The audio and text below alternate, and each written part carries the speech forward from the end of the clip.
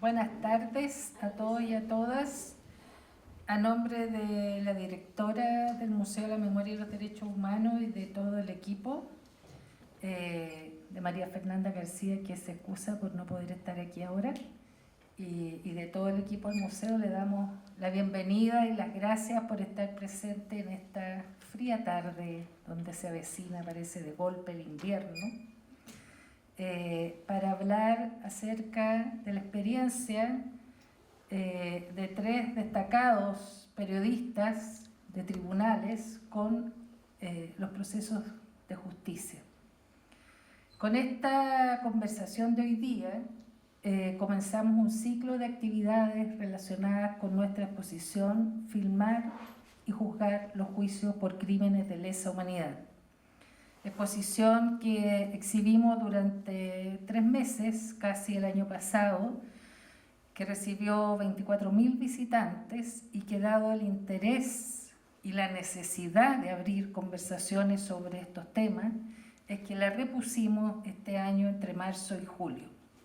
Y en ese marco estamos desarrollando un programa con una serie de actividades, dentro de las cuales hay conversatorios como este en temas específicos, lanzamientos de libros y una serie de visitas mediadas con instituciones y que han trabajado desde alguna perspectiva con los procesos de justicia, ya sea como querellantes, como coayudantes de los procesos de justicia, como el Servicio Médico Legal, por ejemplo,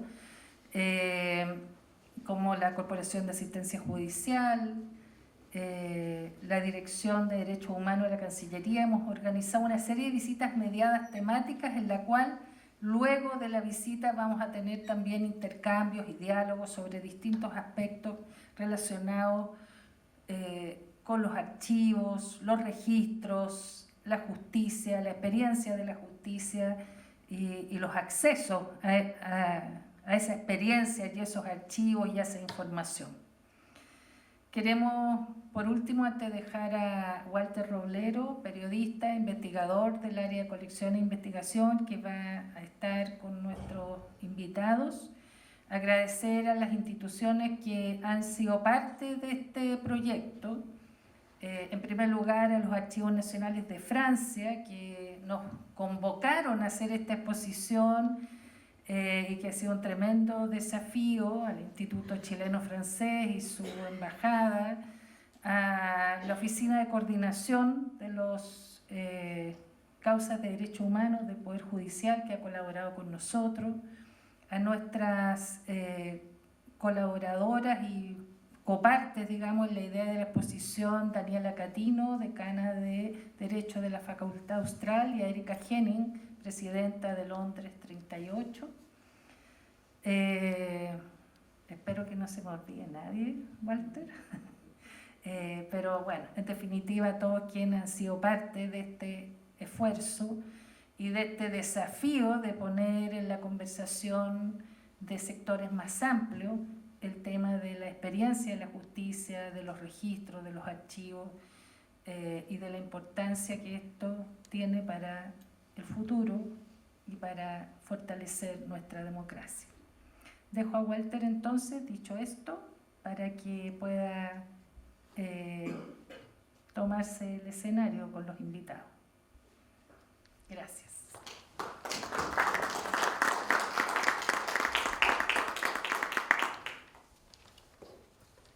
Muchas gracias por venir esta noche. Sabemos que habían varias actividades parecidas porque estamos en la víspera del Día Internacional por la Libertad de Prensa, así que fue difícil convocar universidades y esas cosas. Cada uno tenía sus propias actividades esta noche y mañana también. Bueno, todas nuestras invitadas y nuestros invitados de esta noche, todos se dedican al periodismo o se han dedicado al periodismo de investigación en televisión. También todos se han dedicado a la docencia, así que voy a inmediatamente a invitarlos a este escenario, a Tatiana Lorca, Raúl Gamboni, Mario Aguilera. Por favor, suban para que podamos conversar.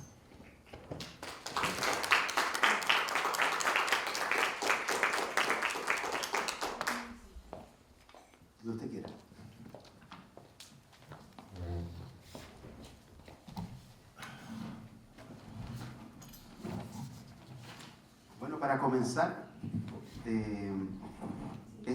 bueno, ya les dije que estos materiales son parte constitutiva de nuestra exhibición que tenemos ahora en este momento sobre filmar los juicios. Ocupan un lugar destacado en nuestras pantallas ahí, así lo ha visto mucha gente. Nos parecía muy relevante poder relevar este material, mostrarlo y también ponerlo en el contexto de lo que ha servido para las investigaciones para lograr verdad y justicia. Lo que me gustaría comenzar contigo, Mario, porque bueno, el material que tenemos sobre el caso Letelier, el material más antiguo también que ocupa este video, pero también me da la impresión de que fue un hito también televisivo en ese momento, un hito que probablemente ya nunca más se repitió, que fue el hacer ingreso de las cámaras digamos, a un juicio, ¿no? Por crímenes de lesa humanidad. En ese sentido, yo lo único parecido que hemos llegado a ver en Chile sobre este tipo de cosas fue en otro contexto, no fue el caso Pinochet, el arresto de Pinochet en Londres, que ni siquiera la prensa pudo tener ingreso a esas salas, ¿no? Digo esto porque no volvió a repetirse, ¿no? Entonces, cuéntanos un poco también, ponnos un poco en contexto qué significó para ti estar en el equipo de prensa, también cubriendo esta noticia que fue muy seguida, como veíamos también, fue muy seguida por la gente, por la ciudadanía, causó mucho impacto, ¿no? Después, al parecer, estos temas como que se entraron como en un oscurantismo, es la sensación que tengo yo. Hola, buenas noches. Quiero partir un poquito antes. Yo llego a Televisión Nacional en el año 1991. 1990 yo estaba en Radio Nuevo Mundo y por casualidad apareció el primer cuerpo de un detenido desaparecido en el fondo de las Tórtolas. Esto en Colina. Luego, algunas semanas después, aparecieron los restos de Pisagua. También me tocó estar ahí.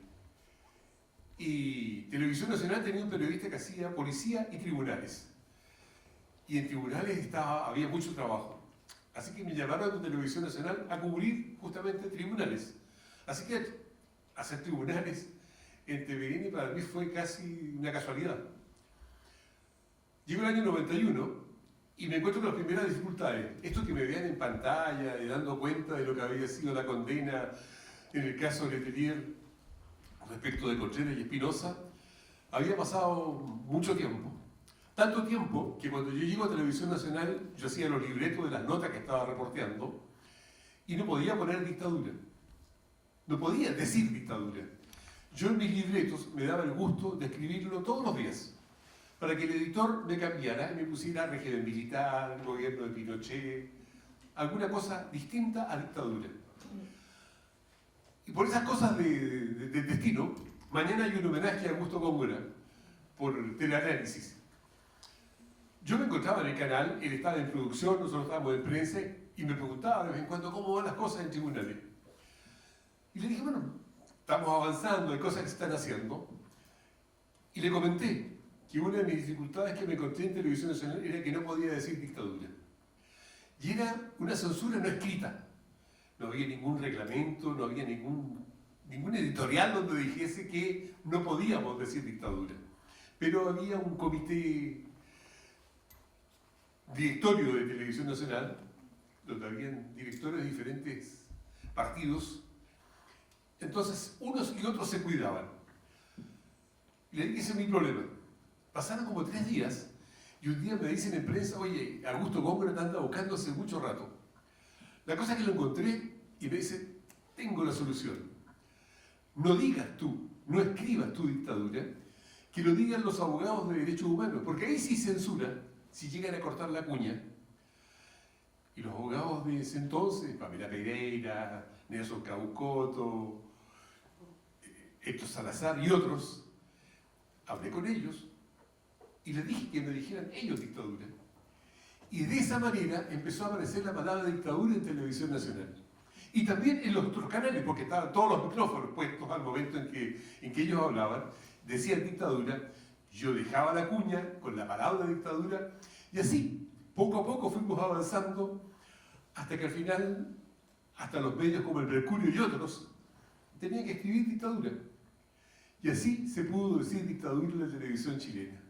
Gracias a Augusto Góngora, que mañana tendrá el homenaje, justamente porque ayudó en estas pequeñas cositas. Teleanálisis estuvo en la calle cuando no siquiera se podía decir nada de lo que estaba ocurriendo en nuestro país. Por tanto, en la justicia militar, bueno, hoy día estamos viendo que hay una gran discusión en el Parlamento que se quieren llevar las causas por violaciones de derechos humanos donde hay uniformado a la justicia militar. Estuvieron mucho tiempo, muchas causas en la justicia militar y no pasó absolutamente nada. Años en que estuvieron discutiendo y salían, no daban lugar a la diligencia, no había fallo, no había diligencia, no había nada. Mientras los casos por violaciones de derechos humanos estuvieron en la justicia militar, no pasó absolutamente nada. Ya tenemos el ejemplo. No volvamos a hacerlo, por favor. Y el caso de Letelier, en particular, dio paulo a que empezaran a hacerse otro tipo de investigaciones. Y es así, como Michael Tauler, que tenía su casa en Locurro, en el mismo lugar donde murió Carmelo Soria. Se comenzó a investigar el caso Soria. En el mismo lugar donde vivía Tauler, se hacía el químico de la línea, Eugenio Berríos, empezó a hacer el veneno que se utilizaba para la gente, para utilizarlo, en el caso de Letelier incluso trataron de hacerlo. Eugenio Berríos fue muerto en Uruguay. Otra investigación. Resulta que mucha gente que estuvo detenida en aquel periodo estuvo en Villa Baviera y se abrió el caso Colonia de Dignidad. Entonces, a partir del caso Letelier, se empezaron a abrir un montón de otros casos emblemáticos, ¿ya? Donde efectivamente se demoró mucho tiempo, pero también más adelante hubo finalmente condenas.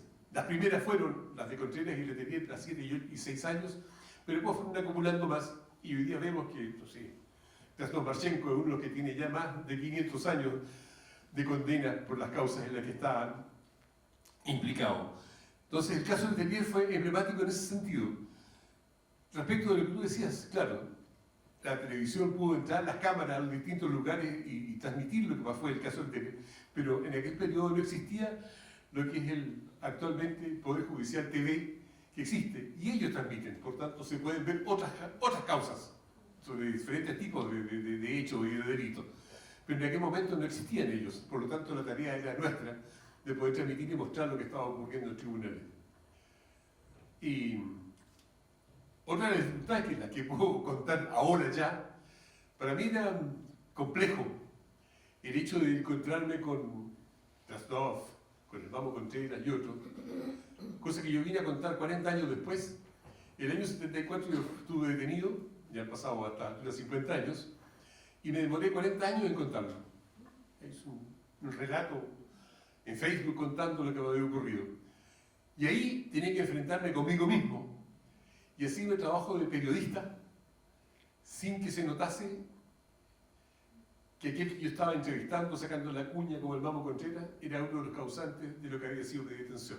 Por tanto, no fue fácil, pero finalmente se lograron hacer cosas y algo avanzamos.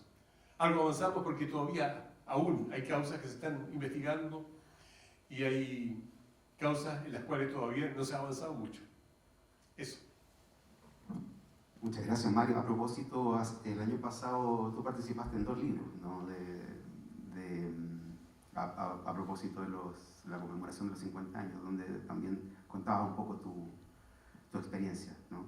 Un libro testimonial también, a varias voces, ¿no? Ahora, bueno, quería preguntarte, Tati, es muy interesante cómo parte esta investigación, o por lo menos cómo la presentaste en el programa, ¿no? Es como que sea como una caja que se abre, ¿no? Esta pregunta, ¿no? De cómo es posible de encontrar restos de una persona en la Cuesta Barriga que fue desaparecida en Argentina, y ahí, digamos, va siguiendo la pista de las garras del cóndor, ¿no? En ese sentido, me gustaría preguntarte sobre el proceso de investigación y cómo, digamos, tú, bueno, después, si tenemos la... O sea, para quienes se interesen y puedan, digamos, ver el reportaje completo, se ve que hay un despliegue, hay un viaje ahí también, hay un seguimiento. Pero también me gustaría preguntarte específicamente cómo tú trabajas con los archivos judiciales y con las fuentes de la justicia, porque tú llegaste también a seguir este caso en lo que fueron los juicios en Argentina. Entonces me gustaría que nos hablaras un poco de eso, de cómo fue trabajar con estos archivos de la justicia.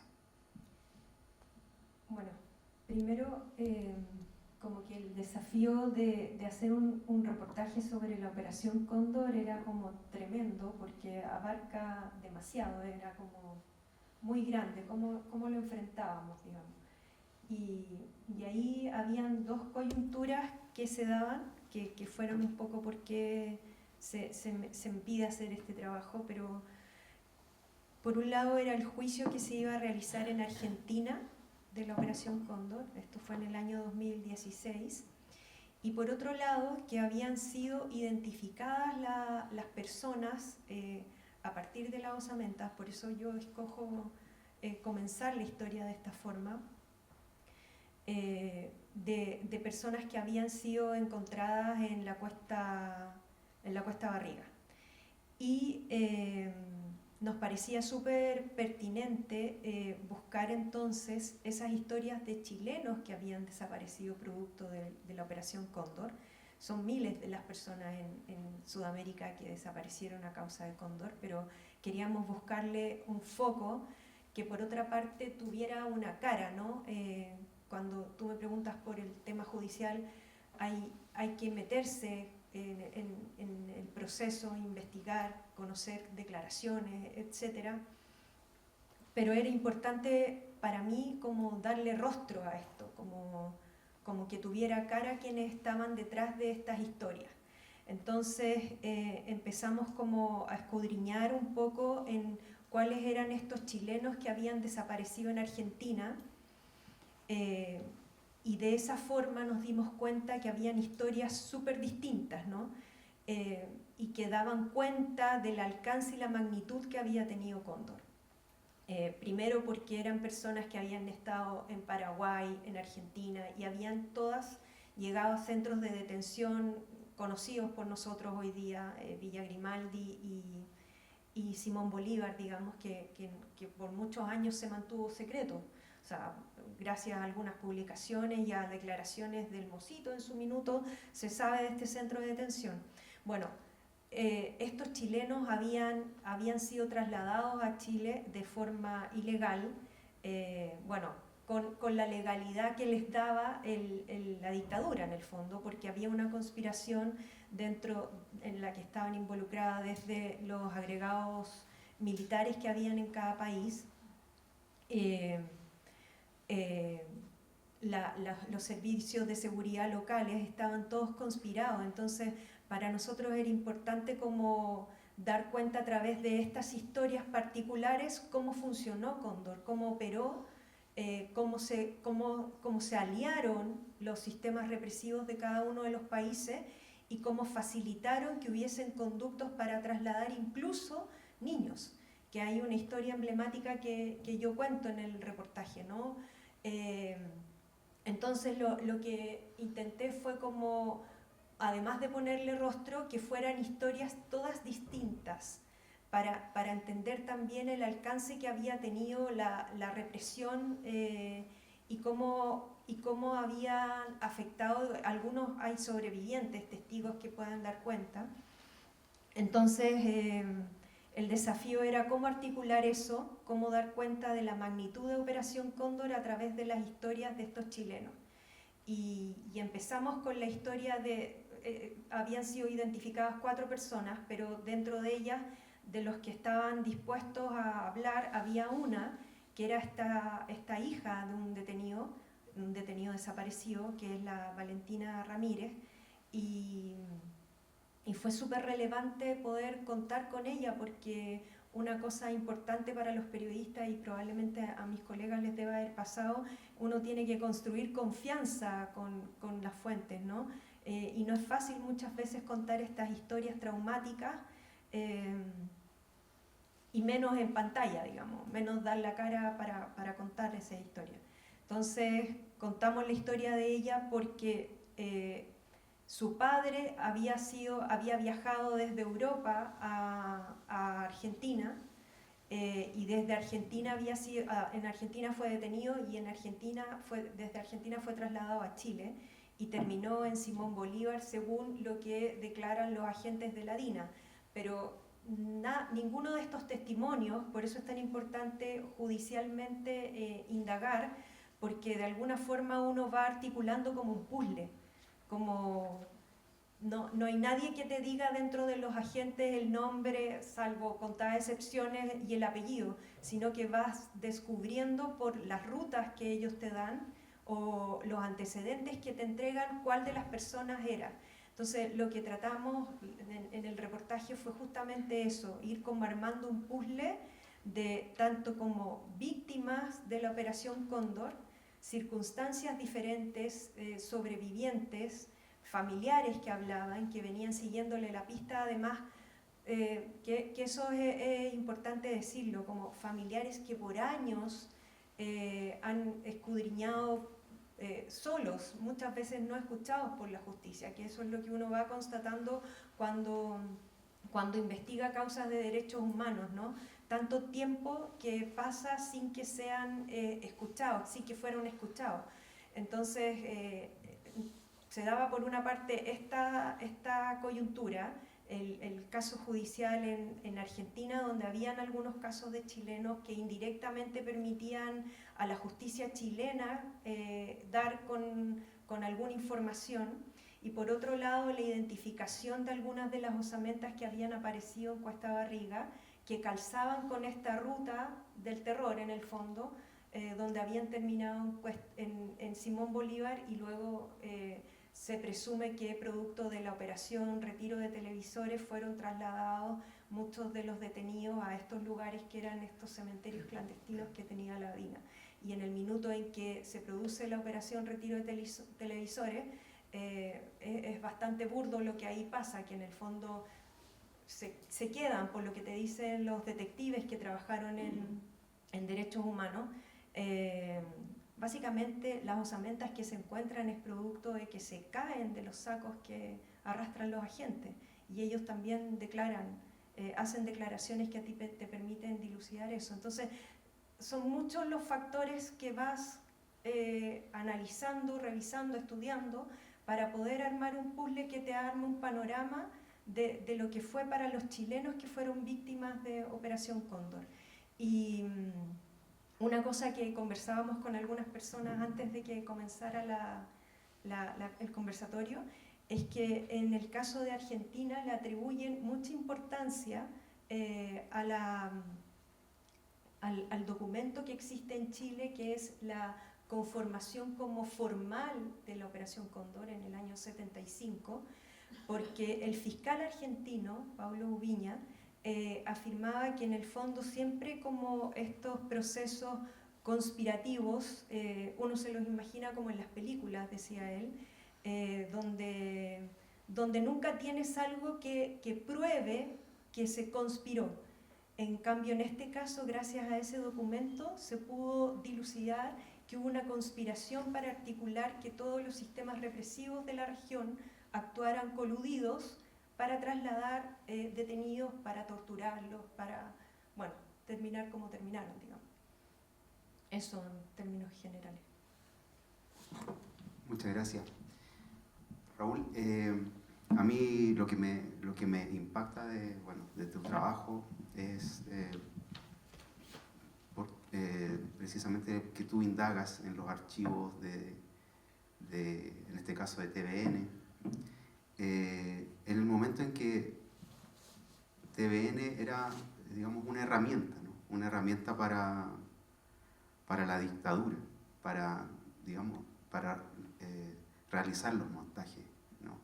Pero tú al mismo tiempo recoges ese material y lo transformas quizás en un material que sirve para conseguir, digamos, verdad y justicia.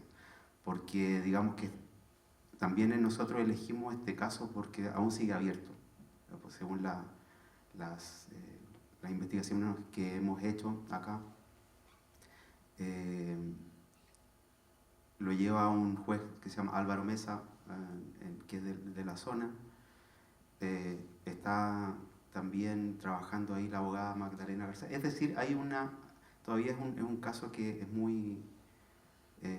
no ha sido cerrado, ¿no? Pero me parece que también este material, digamos, contribuye puede ser parte constitutiva de este mismo proceso de lograr justicia, ¿no? Hola, buenas noches. A mí me gustaría un poco comenzar un poco antes para poder entender el contexto de los montajes en la dictadura. Sin lugar a dudas hay un momento cuando como periodistas nos enfrentamos a situaciones como las que vivió Chile en esos años. Hay un periodo que podríamos llamar como el basta ya, ¿no? O sea, es parar con la amenaza, con la muerte, con el exilio. Y en esa época había que ser muy corajudo o corajuda. Y hay colegas que lo hicieron. Quisiera partir con eso, porque ellos sí se atrevieron, pudieron y lo hicieron.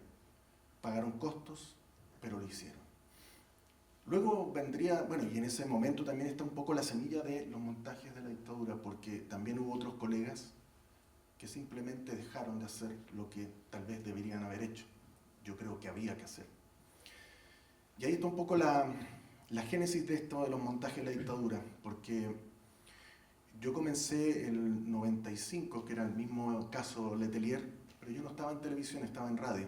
Y también ahí viví la intensidad de lo que fue ese proceso que se abrió públicamente por la televisión pública, que dio lo que hoy comenta Mario, que hoy lo hace el Poder Judicial con su canal. Eso ya es como algo ya ganado, obtenido, digamos. La transparencia en el Poder Judicial.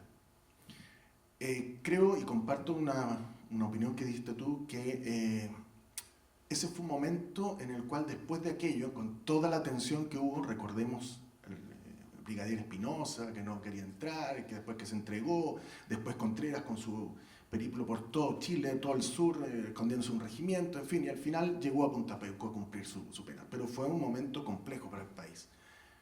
Hubo un silencio después. Hubo un silencio que se rompió con la detención de Pinochet en Londres. Ahí se reactivaron los casos y ahí me tocó, lo digo con mucho orgullo, reemplazar a un grande, a un Mario Aguilera, en tribunales. Heredé todo lo que fue el impulso, ya sea por un tema político, en fin, pero el impulso en los tribunales chilenos. Y ahí comenzamos a ver que se estaban tratando muchas historias que habían sido silenciadas. Y lo primero que me despertó a mí la inquietud, siendo un medio de comunicación audiovisual, era quiénes eran estos personajes, estos victimarios, cuáles eran sus rostros. Y empecé a indagar en el archivo. Y aunque ustedes no lo crean, habían personajes que, siendo de inteligencia, servicios de seguridad, donde se supone que hay que ser precavidos, tenían un pecado, la vanidad. Hoy en las redes sociales, todos tratando de salir en las redes sociales, en ese momento era la televisión. Sergio Redondo, coronel de Caravana de la Muerte, no había ninguna imagen de él, salvo alguna fotografía de la Escuela de Caballería. Y buscando en el archivo de Televisión Nacional, lo encontré en una entrevista como equitador. Era deportista, iba a representar a Chile en unos Panamericanos. Ahí estaba la imagen de un colega, que él no tendría por qué saber quién era, pero lo entrevistaba como un deportista. Y así fueron apareciendo los rostros de los victimarios. Creo que por primera vez en televisión empezaron a salir los rostros de los victimarios. Y también, paralelamente, empezaron a ocurrir cosas como que nosotros buscábamos a ellos en el famoso desfile de militares por los pasillos. Y pasó a ser casi una pauta, ¿no? Si venía Krasnov, había que estar con él, grabarlo. No dijera nada, había que mostrarlo.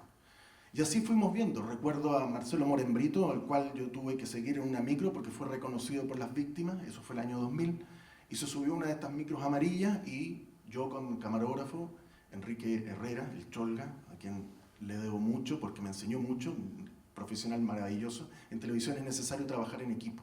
El que no entiende eso no va a poder estar en televisión nunca. Y con él lo mostramos, titubeaba, temeroso. Es distinto ver una fotografía donde pueden salir altaneros. Aquí se ven y se descubre cómo son finalmente. Tiemblan, dudan, se molestan, huyen. También Osvaldo Romo. Todos estos personajes empezaron a salir en televisión. Y recuerdo que hay 2 casos en los cuales Sergio Muñoz, que estaba con el caso Tucapel Jiménez, grabó la etapa del plenario. El plenario es la etapa donde es lo más parecido a lo que hoy vemos en un tribunal, donde se presentan las pruebas, todo lo que ha investigado, vuelven a declarar los personajes, lo grabó en video. Y ahí hicimos varios reportajes sobre cómo fue ese proceso. Fue transparentar también el caso Tucapel.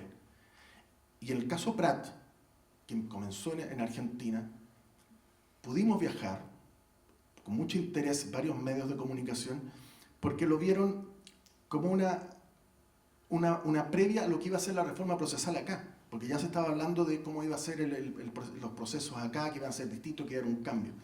Y ahí pudimos ver cómo se iba desarrollando en estos juicios casi como capítulos, me parecía una serie. Me recuerdo que fueron meses que compartí con Gerson del Río, que también fue uno de los enviados especiales, hasta que salió la condena.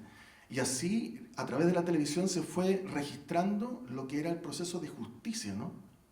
Las víctimas me imagino que deben haber visto con mucha emoción cómo se estaba divulgando el rostro de los victimarios, se estaba también haciendo un acto de justicia en torno a la figura de las víctimas, que al comienzo se les mencionaba que algo habrán hecho, que eran guerrilleros, que eran extremistas, en fin.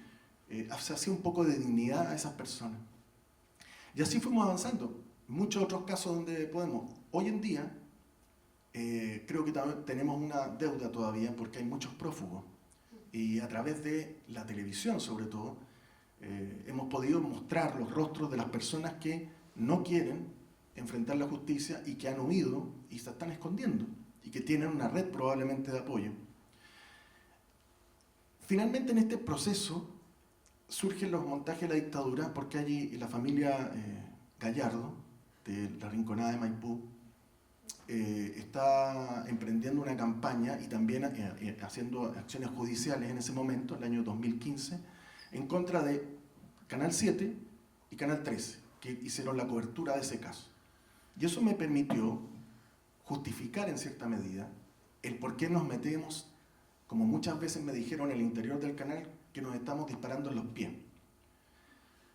Insistí en el tema y como yo había hecho un seguimiento en muchos archivos, sabía de los montajes en general. El de Pisagua lo había visto, el de Neltume también. Y así fui construyendo los montajes. Una infinidad de montajes, que hay otros más, pero estos eran los más emblemáticos en el sentido de que eran hechos de violencia, eran de sangre. Y tratar de entender el porqué, el comienzo de mi conversación, el porqué esto de algunos periodistas que dejaron de hacer, ¿en qué dejaron de hacer? En esto. Algunos se prestaron, yo lo dije en algún momento, casi criminalmente como cómplices, encubridores de estos enfrentamientos que aparecían como enfrentamientos y eran simplemente ejecuciones. Y así fuimos avanzando y creo que, para finalizar, creo que tenemos como periodistas de investigación en el tema de derechos humanos una deuda todavía, porque todavía no hay una reparación o una reconciliación, algunos han llamado, pero en el fondo es a volver a vivir en sociedad. Yo creo que ahí es donde tenemos que seguir trabajando, porque es necesario sanar las heridas sin olvidar la verdad y la justicia, porque como periodistas ayudamos mucho en la memoria, ¿no? Y seguiremos contribuyendo en eso. Pero eso. Muchas gracias, Raúl. precisamente lo que dices tú tiene mucha atingencia con el tema de la justicia, porque, bueno, así como dices que colegas dejaron de hacer, la justicia también dejó de hacer en ese momento. Hay un paralelo entre estos dos ejercicios, ¿no? Yo les quería preguntar, porque después vamos a abrir el micrófono para que nuestro público pueda hacer preguntas también. Yo creo que pueden haber algunas preguntas o comentarios también muy interesantes. Pero una pregunta abierta a los tres. ¿En qué creen que está el periodismo de investigación televisiva hoy, ¿no? O sea, yo lo digo porque, después de las conmemoraciones de los 40 años, ¿no? En el año 2013, me parece que se inundó de información. Se abrieron temas de los cuales nunca se había hecho nada, digamos. Tatiana, tú participaste, por ejemplo, en la serie Guerrilleros, donde se abrieron muchos temas que jamás se habían... Para mí fue impresionante ver eso, porque temas que nosotros ni siquiera pensábamos aquí hablarlos en el Museo de la Memoria empezaron a salir ahí, digamos, en estos programas de investigación periodística, la historia al frente, qué sé yo. Pero, y bueno, me da la impresión de que la década pasada fue muy de ebullición del periodismo investigación televisiva en casos de violaciones de derechos humanos. ¿En qué creen usted que está este momento, este tipo de trabajos, digamos, ahora en el 2024? Una pregunta abierta para los tres. Bueno, metámonos en las patas de los cabros. Yo diría que está nulo. O sea, de hecho, si tú te fijas, hay programas de investigación que dejaron de existir. Ya no se hace investigación en general, menos del tema de derechos humanos. Y el tema de derechos humanos para los canales de televisión tiene solo atractivo si es que hay alguna resolución, si es que hay una historia, si es que viene un prófugo que ha sido capturado en Miami o en Tampa, que fue lo de Víctor Jara, Pablo Barrientos. Eso se cubrió, se transmitimos en directo, la llegada en helicóptero. Si tú te das cuenta y te pones en la lógica de la televisión, es la imagen, el mono, como llamamos nosotros. Un helicóptero llegando, que es mejor y más atractivo. Entonces, a eso se ha traducido finalmente el tema de derechos humanos. No hay un trabajo de indagar aún más en estas historias. Es súper complejo introducirlas dentro de los noticiarios. Sí se dio por el tema de las conmemoraciones, los 50 años, los 40, 50 años, pero en general es muy difícil poner en pauta este tipo de temáticas, digamos. Es como un poco lo que yo también comentaba antes de ingresar acá, que se da también con las víctimas que todavía siguen esperando algún fallo judicial. O sea, estamos conociendo fallos judiciales después de 50, 40, 30 años de ocurridos los hechos. Entonces, ya la gente como que se olvidó de que están estas causas, digamos, todavía pendientes.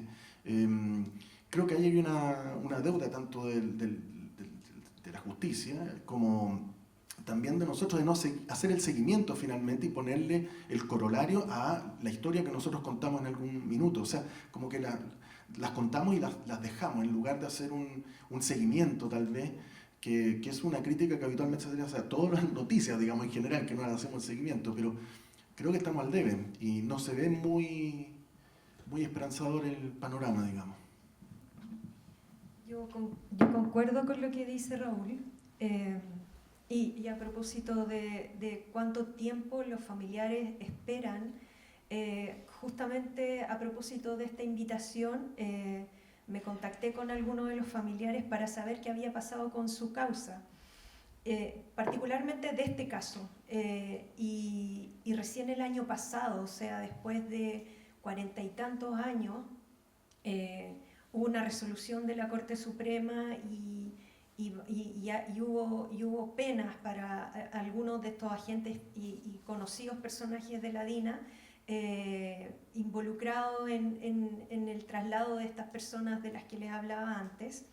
Y probablemente esas familias van a recibir una indemnización este año, pero ha sido un proceso larguísimo en el fondo. yo creo que a los periodistas nos pasa, yo ahora no estoy trabajando en temas de investigación, tengo un proyecto personal en el que lo tengo ahí guardado, pero concuerdo con la dificultad que tienes para poner en pauta estos temas. Y yo tuve la suerte de trabajar en varios programas de investigación, tú recordabas uno, cuando los canales apostaban, los canales de televisión, por hacer programas de investigación, que estaban fuera del noticiero y tú tenías meses a veces para poder hacer un seguimiento, para poder lograr una entrevista inédita, para poder seguirle la pista a alguien, para poder mostrar a los agentes que en el fondo, en el formato particular del programa en el que yo hice este reportaje del que mostramos un extracto, teníamos que, el formato era mostrarlos de alguna forma, denunciarlos.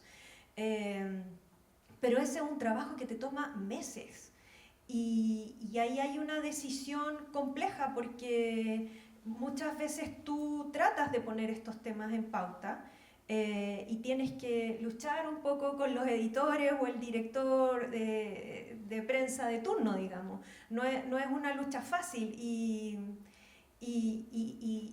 peleas por esos temas y eso tiene un costo también, digamos, como que no es difícil sortear en la interna, digamos.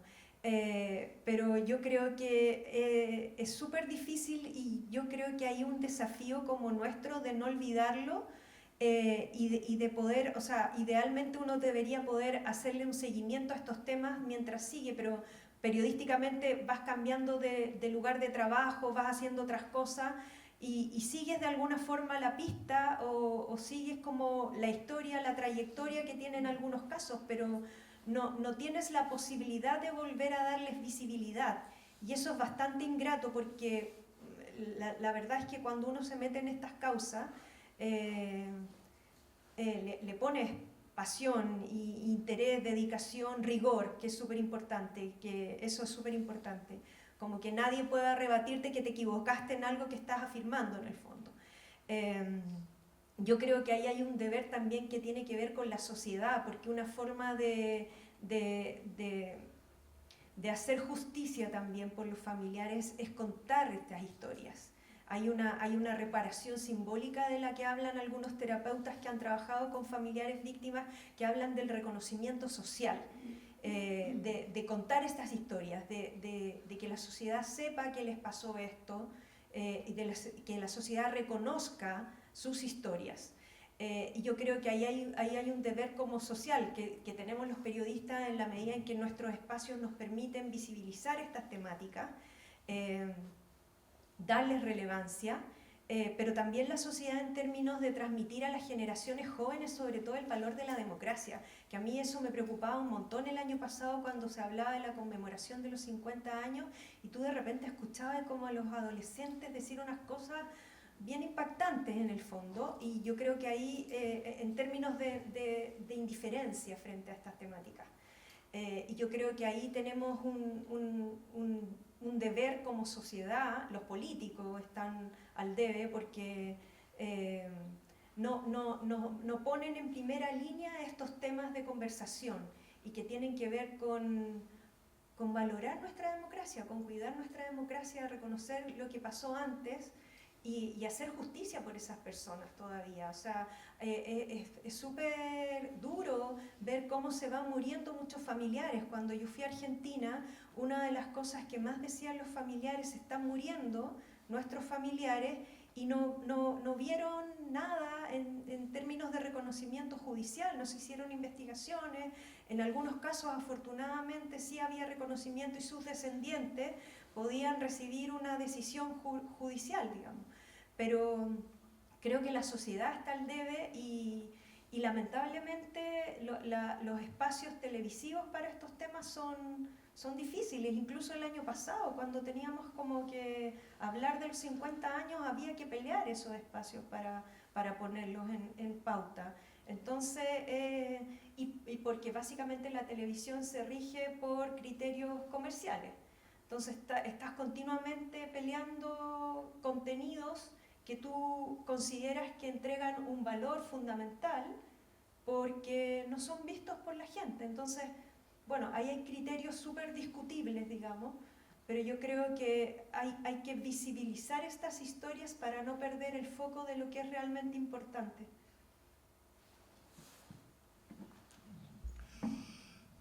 Coincido completamente con los colegas de que hoy es difícil, ¿ya?, poder poner en pauta temas de investigación sobre derechos humanos. Evidentemente, si uno ve los matinales hoy, sabemos lo que están haciendo, y sembrando inseguridad. Y lo que más aumenta, más allá de, si bien es cierto, ha aumentado la delincuencia, lo que más ha aumentado es la inseguridad. De las 345 comunas que tenemos en Chile, en una de ellas se produce un asalto y tenemos toda la mañana con ese asalto. Pero ese no es un tema de los periodistas, es un tema de los medios de comunicación, de sus políticas editoriales. Y en esos términos yo quiero también reivindicar lo que fueron los colegas, nuestros colegas. Tenemos periodistas detenidos desaparecidos, tenemos periodistas que fueron ejecutados en dictadura. Tenemos colegas también que después, ya en democracia, les puedo contar como experiencia, no sé, cuando estábamos en tribunales y llegaba Krasnov, el Mapo Contreras u otro a declarar, llegaban con sus escoltas. Yo, invitando a este conversatorio, decía lo que no se vio en la tele, ¿ya? Y justamente lo que no se veía eran las patadas que nos pegábamos mientras estaban las cámaras grabando la llegada o la salida de aquel victimario que estaba siendo interrogado. Entre ellos, no sé, me acuerdo en una ocasión un camarógrafo, Manolito Martínez, el Chico Martínez, camarógrafo emblemático porque fue el que grabó el bombardeo a La Moneda. En una de esas patadas le llegó al suelo. Bueno, pegábamos más fuerte. Esas patadas nunca salieron en la televisión, pero cada vez que iba un milico a declarar, las chuletas eran seguras. Salíamos moreteados, pero ellos no se las llevaban gratis. En otra ocasión, les puedo contar que en Pisagua, cuando enterraron lo que se encontró de los compañeros que estaban ahí, nos encontrábamos reporteando todo el día y en la noche nos íbamos a un local que se llamaba El Vagón. Ahí comíamos la comida del día, porque en el día no se podía comer mucho. Comíamos en la noche y un día a alguien se le ocurrió, porque estaban las juntas de vecinos, los trabajadores, la CUT, que se yo, iban a hacer guardia de honor a los cuerpos que se habían encontrado en Pisagua. Y nos pusimos de acuerdo entre todos los periodistas, los camarógrafos, los fotógrafos, y le fuimos a hacer guardia de honor a las 3 de la mañana en la catedral a los cuerpos que se habían encontrado en Pisagua. No hubo video, no hubo fotografías, porque habían colegas en los distintos medios, tenían que cuidar sus pegas. Y estuvimos ahí los periodistas y le hicimos una guardia de honor. En otra ocasión, en el memorial, llegaron unas cajitas chiquititas como la que veíamos, unos ataúdes pequeños, con los restos que se habían podido encontrar en algunos lugares, particularmente en Peldehue. La gente que se enterró ahí era gente que había estado en La Moneda. Y eran, no sé, 8 cajitas pequeñas. Y estábamos en una parte alta, los periodistas, viendo cómo ocurría aquello, mientras Iyapu cantaba "Yo estoy aquí, jamás me fui, no he desaparecido". Y estaban los colegas, Alejandro, de Canal 13, que decía: "Yo no puedo llorar", decía, "soy de Canal 13". Sebastián: "Yo no puedo llorar, trabajo en el Mercurio". Y los familiares nos miraban y se daban cuenta que estos periodistas tenían corazón también, algo de humanidad. Nos había tocado reportear y estábamos sufriendo. Nos miraban los familiares que estaban acostumbrados a llorar, habían llorado muchas veces y ya no nos quedaban lágrimas. No solo los periodistas, estábamos recién, muchos, en mi caso no es particular, pero muchos estaban recién conociendo lo que había ocurrido en Chile y podían llorar. Por tanto, reivindico también el trabajo de los colegas, de los periodistas, que en muchos casos no pueden hacer o decir lo que ellos quisieran porque trabajan en medios que no les van a permitir escribir lo que ellos quisieran escribir. Así que, en honor de aquellos que no están, de aquellos que nos hacen falta, sepan ustedes que nuestra principal herramienta no es ni el blog, ni el lápiz, ni la máquina de escribir, ni el notebook, ni el micrófono, ni la cámara. La herramienta principal que tenemos es la verdad. Hoy, que existen muchas mentiras que andan circulando en las redes sociales, Para nosotros periodistas, nuestra principal herramienta, nuestra principal alma es decir la verdad. Muchas gracias, Mario. Voy a abrir el micrófono. Hay un micrófono por ahí para comentarios, preguntas. Por favor. Hola, buenas. Un gusto escucharlos. Me llamo Matías y soy estudiante de periodismo de segundo año. Me pegó muy fuerte lo que decía Tatiana con lo de la juventud. Realmente mi generación y generaciones de mi edad, un poco como que les llega mucho el tema de tú no viviste eso, no puedes opinar. Y en verdad soy un joven con muchas preguntas, pero si nos ubicamos en la actualidad, la inmediatez es muy, muy común. Se dice, no lo creo mucho, pero normalmente se dice que la televisión va pasando, se va a acabar pronto, que la televisión es algo más del pasado quizás. Y se proponen los nuevos medios de difundir, como las redes sociales, Twitter, Instagram, etc. Y una pregunta para cualquiera de los que están ahí. ¿Cómo podemos poner en pauta temas del pasado o temas que aún están porque no hay justicia, no hay respuestas, a personas como yo o personas adolescentes que quizás como que no está tan en su mente pensar en estos temas porque ya quizás pasó un poco de tiempo?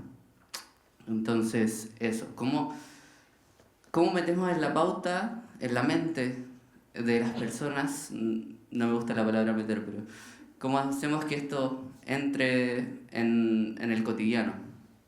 Con tanta inmediatez, con tanta tema fugaz que existe en la actualidad. ¿Contamos algunas preguntas? Por acá también. Igual puedo hablar sin micrófono, sí. Ya, ¿se escucha? Perfecto.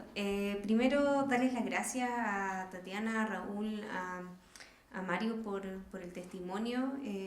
También tomándome un poco de un tema que siento que vi en el primer momento como del video, y que siento que ha sido un poco un hilo conductor, o por lo menos así lo veo yo, esta relación un poco entre la imparcialidad necesaria en la justicia, en la investigación, el deber del rigor al contar hechos, y la emocionalidad, la emotividad, el impacto que tienen temáticas tan fuertes como crímenes de lesa humanidad.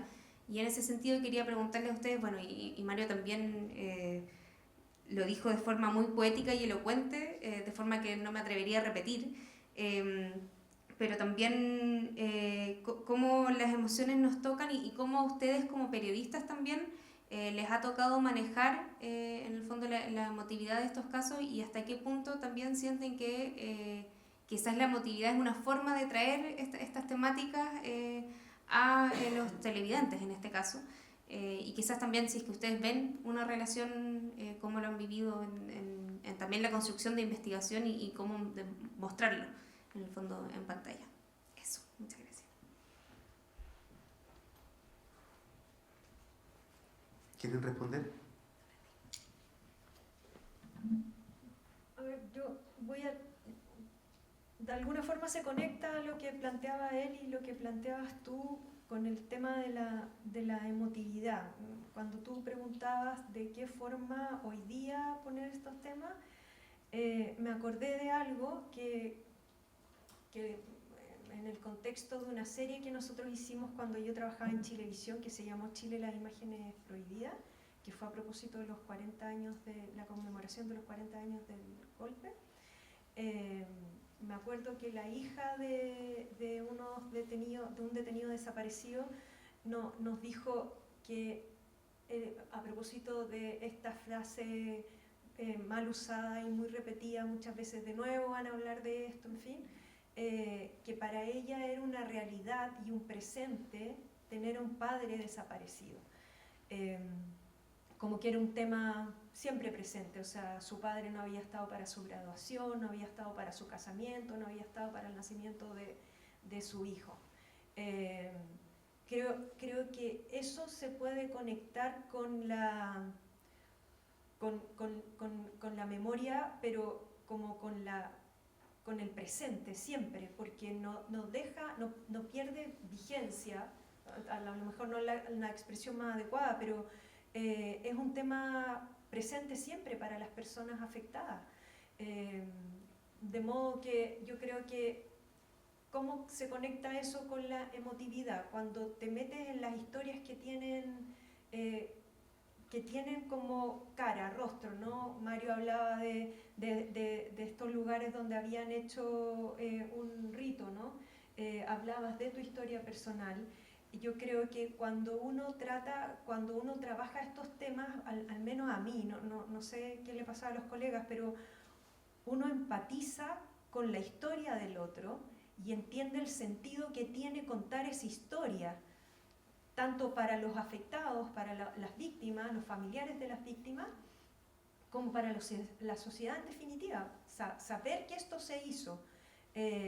Entonces yo creo que es súper importante conectar con el sentido, el valor que tiene transmitir una historia de esta naturaleza. Es difícil el desafío de los medios hoy día, que la gente como que ve cosas desechables. Hay una cultura de lo desechable desesperante, encuentro yo a ratos, ¿no? Como que uno tiene que luchar de alguna forma con eso, pero entrar en el código. O sea, puedes contar esta historia a lo mejor en el lenguaje de hoy, a propósito de tu pregunta. No es fácil, pero se puede reconstruir en partes una historia, en varios capítulos, por ejemplo, si se piensa como en los podcasts, en formatos distintos. O sea, yo creo que hay lenguaje al que apelar para contar estas historias. Y yo creo que no pierden vigencia. Y cuando uno se mete en estas historias, bueno, es importante, a mí me pasaba que te consumen un poco, ¿no? Como que te atrapan. Y es difícil ahí manejar a veces como las lágrimas, ¿no? En muchos momentos, pero yo creo que el desafío de transmitir la historia se transforma en un deber, en una responsabilidad tan importante, que tú buscas sopesar la emoción con la responsabilidad de transmitir la historia. Vas de alguna forma articulando una forma, un método de trabajo que te permita, bueno, y siempre tratando de tener toda la información posible a la mano. Que nadie te rebata que te equivocaste en una información que transmitiste, como para un poco ahí también lidiar con la jefatura en muchos casos, ¿no? Eso.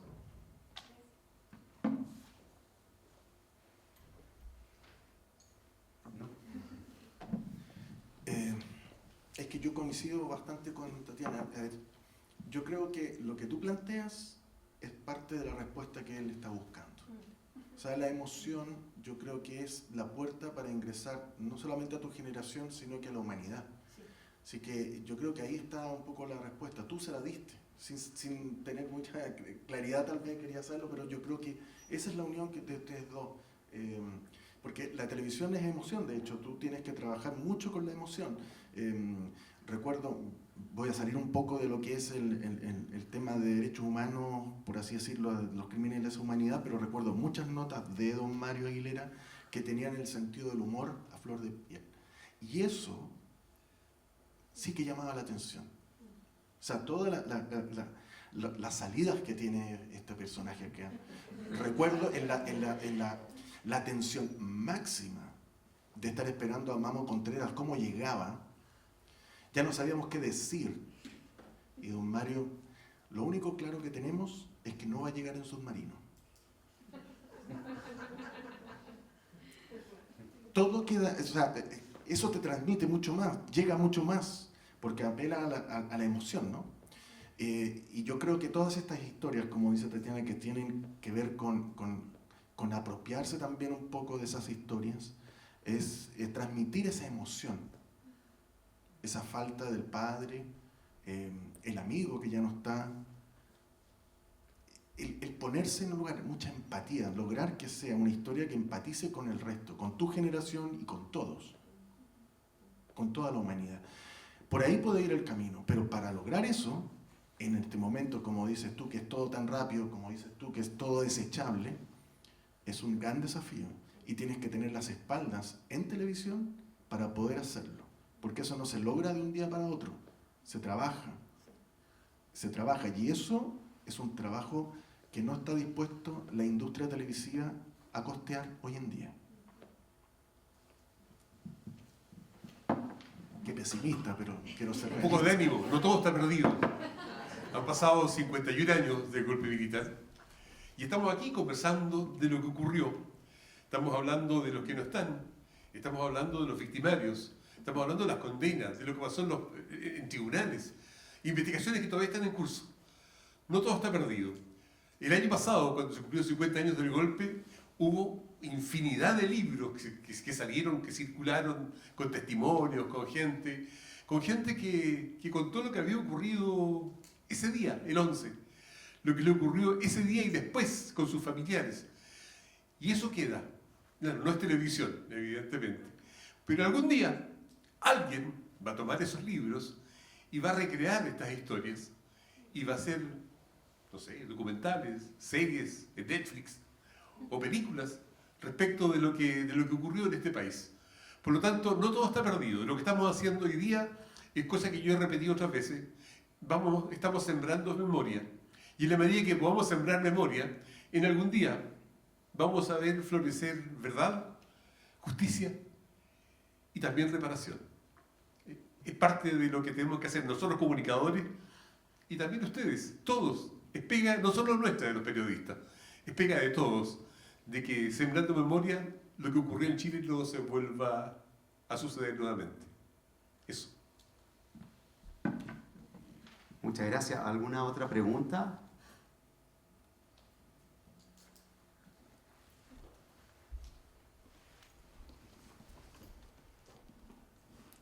Yo más que una pregunta, como que me planteo algunos interrogantes respecto de cómo poner este tema, cómo mantener este tema en la discusión pública.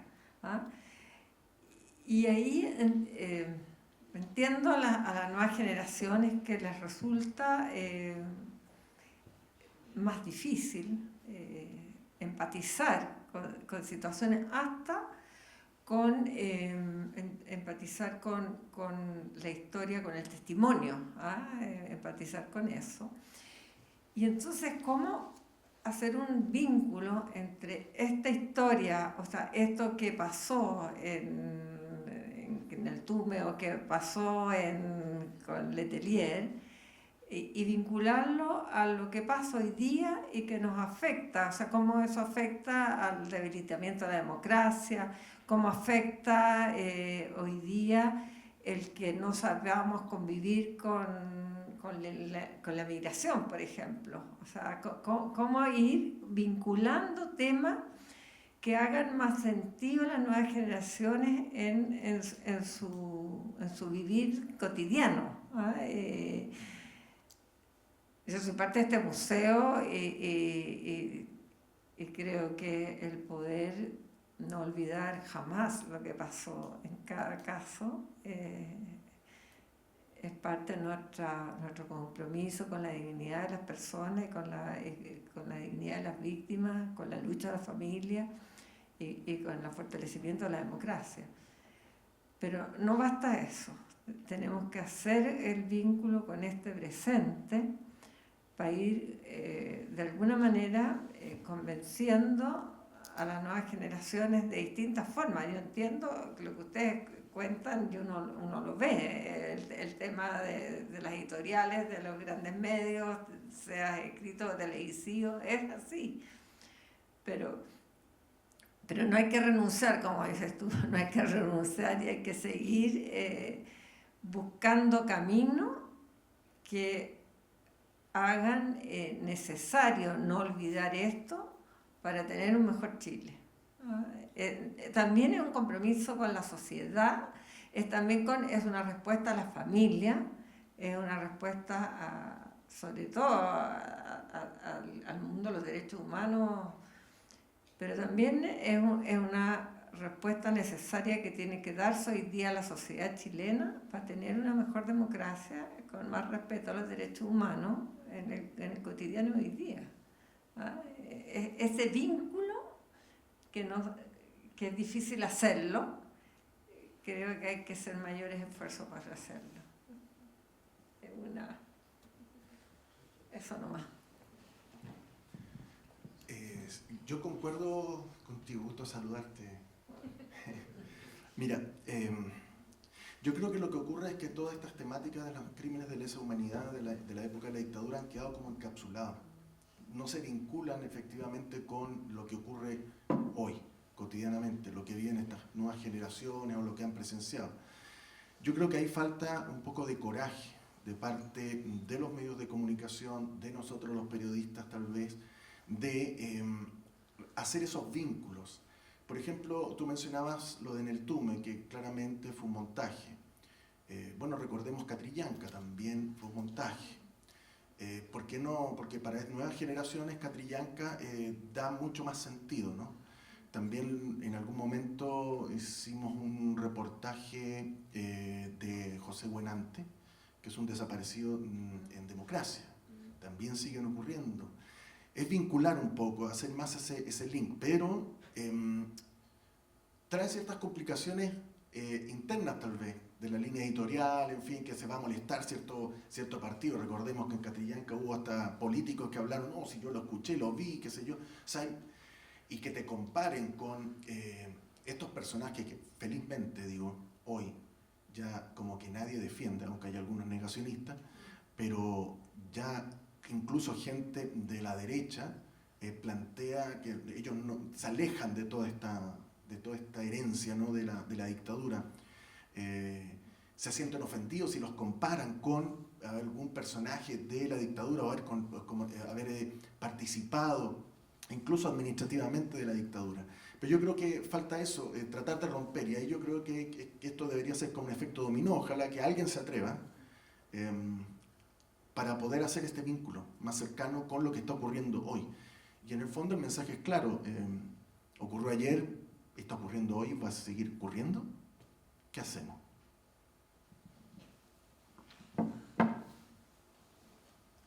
Hola, buenas noches. Felicitaciones por el trabajo que han hecho. Soy de la Asociación de Documentalistas, conozco a la Tati Lorca desde hace muchos años, soy una fan de su trabajo y agradezco que lo haga con la pasión que lo hace también. Y nada, en relación a lo que tú comentabas, también para mí es la misma inquietud a diario cada vez que veo un hecho donde creo que hay muchos hechos que son tratados solo como hechos y más allá de eso son cicatrices en un país, en el tejido social de un país. Entonces, a diario estamos viendo cuestiones que son repercusiones y ecos de las violaciones a los derechos humanos que hubo en dictadura, de la violencia que estamos viviendo, que vivimos hace 50 años. La relación que hay con las Fuerzas Armadas, con las policías, la manera en que ellos hacen su trabajo internamente. De hecho, tenemos un segundo Antuco, me parece, ya funcionando ahí, y ese tipo de autoritarismo al interior con las tropas, claramente es parte de una forma de ser que solamente se potenció durante la dictadura. No es que nunca haya existido, obviamente siempre ha sido el trato de las élites de los milicos, de los policías, pero se potenció también y nunca se ha abandonado. Entonces hay un montón de prácticas y de situaciones que uno los puede tratar como hechos periodísticamente, pero yo también coincido contigo en que como que hay una segunda capa o un segundo hacer sobre una reflexión que tiene que ver qué significa, por ejemplo, con los robos de los carabineros a nivel de institución. Cuando se roban 30.000 millones de pesos, que haya, no es uno, es un grupo de gente al interior de la institución que ocupa plata para que estaba destinada además para tener más carabineros, y como les llegó de una sola vez, ellos dijeron, chuta, que está esa plata ahí, ¿cómo es posible que no solo uno, sino muchos se coludan? Ese tipo de reflexiones y de dónde viene ese comportamiento y esa posibilidad de delinquir, de violentar, bueno, va a estar siempre asociada a la falta de justicia, claramente, también. Pero creo que eso es lo que tenemos que empezar a realizar ahora, como no solamente tener una segunda posibilidad de trabajar los hechos a través de los documentales, por ejemplo, pero que vayan más allá de solo... bueno, por eso el periodismo de investigación es tan relevante, que trabaja más allá del hecho, ¿no?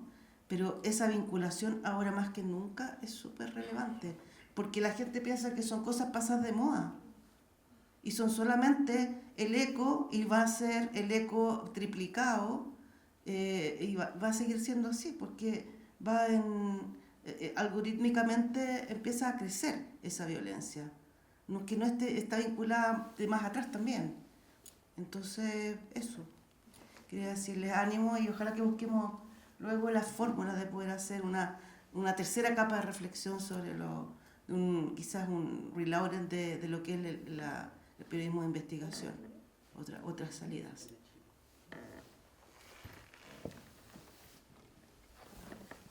¿Algún comentario? Ah, perfecto. Pero si quieren comentar, ya. Era un comentario en torno a lo que la pregunta, la interrogante que planteaba María Luisa, porque yo creo que, bueno, y un poco también al compañero, yo nací en el 97, así que creo que me atrevo un poco a hablar de las nuevas generaciones, o por lo menos como mi experiencia, pero yo creo que quizás el tema de cómo traducir todo lo ocurrido en dictadura a la actualidad tiene que ver con que en el fondo como que quizás de repente hablamos idiomas distintos, ¿no? Creo que los derechos humanos como concepto, como comentaba Raúl, quizás el concepto se ha encapsulado cuando no debería ser así. Y entonces para los jóvenes es difícil de repente pensar en los derechos humanos porque automáticamente los relacionamos a la dictadura y no a las garantías que tenemos todas las personas de tener, por ejemplo, educación, una vida digna. Entonces yo creo que quizás entendemos a qué es lo que va, pero no tenemos el idioma para poder hablar de derechos humanos, ¿no? Hablamos de una educación gratuita, de calidad, hablamos del derecho al medio ambiente, la situación, por ejemplo, en zonas de sacrificio, pero nos cuesta ponerle el nombre de derechos humanos. Y yo creo que cuando podamos hacer ese puente y podamos hablar en el fondo, de las temáticas que mueven a los jóvenes y todo esto que se habla un poco de la política de identidad, ¿no? La no discriminación, y cuando le podemos poner el nombre de los derechos humanos a eso, podemos entender que lo ocurrido en dictadura es algo tan aberrante, tan horroroso, una violación a los derechos humanos tan flagrante, que es efectivamente un crimen de lesa humanidad, es un crimen que atenta contra la humanidad en su conjunto. Y quizás yo creo que ahí en el fondo el tema del lenguaje me parece súper interesante como forma de hacer este puente y este vínculo pasado-presente. Eso.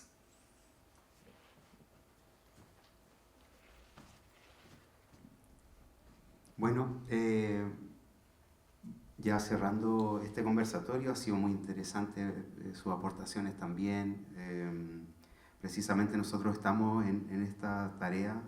Esto que sale ahora son cosas que también nosotros venimos pensando en el sentido de darle presente a todo lo que es la memoria, ¿no? Conectarla con los temas de hoy. Y dándome la vuelta, me parece que no hay nada más actual que la justicia, o que la búsqueda de la justicia. Por eso es que nosotros también con todos estos temas que estamos tratando de instalar acá, creo que nuestra tarea por darle presente a este tema en este momento está volcado a indagar en la justicia, y por cierto a buscar las nuevas conexiones con como decías tú, las generaciones más actuales. Y yo quería agradecerle a Mario Aguilera, a Tatiana Lorca, a Raúl Gamboni por haber estado aquí esta noche conversando con nosotros. Me encanta que en los conversatorios se converse, ¿no?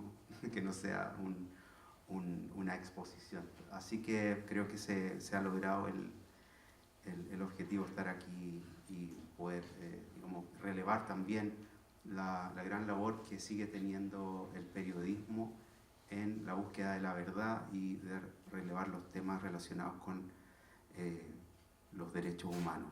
Y yo, solamente para cerrar, les voy a regalar unos libros nuestros.